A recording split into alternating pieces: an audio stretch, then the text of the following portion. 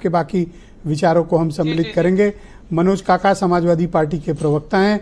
ये बड़ी उम्मीदें लगाए ये और इनकी पार्टी बैठी थी कि बीजेपी के भीतर कुछ झगड़ा होगा और गगरी फूटेगी, पर गगरी नहीं फूटी और कल तो 2 दिन के भीतर तो गगरी सीमेंटेड कर दी गई। तब से काफी दुखी लग रहे हैं आप मनोज जी।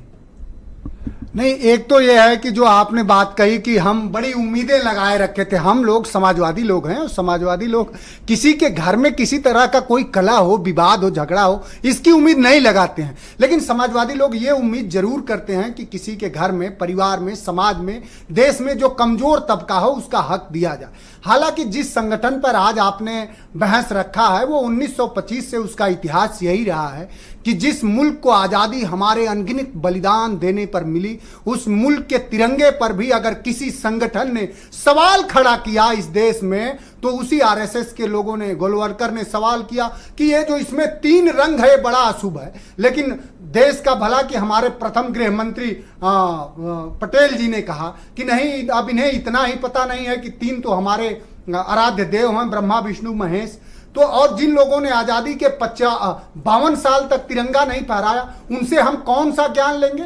जो सवाल है, समाजवादी पार्टी तो ये जानना चाह रही है। आज इंडियन एक्सप्रेस की भी आपको एक रिपोर्ट पढ़नी चाहिए, क्योंकि आप बहुत विद्वान पत्रकार हैं और आपसे बड़ी उम्मीद है। इंडियन एक्सप्रेस में पेज नंबर 2 पे स्पष्ट लिखा है कि 2018 में 9 और 10 मई को प्रधानमंत्री का कार्यालय रिजर्वेशन डिवीजन से यह पूछता रहा कि हमें लेटरल से भर्ती करनी है, 63 सचिवों को बताओ कैसे भर्ती करें कि इस देश में दलितों और पिछड़ों को आरक्षण न देना पड़े।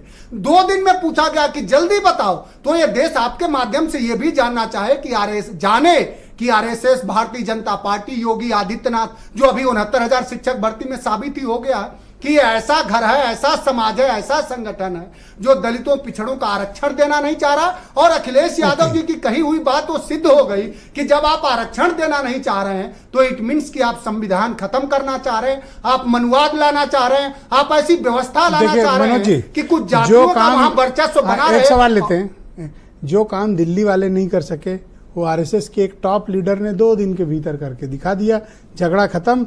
और केशव जी तो क्या तो मुख्यमंत्री की शान में बोल रहे हैं, आपने सुना? आपको दुख हुआ?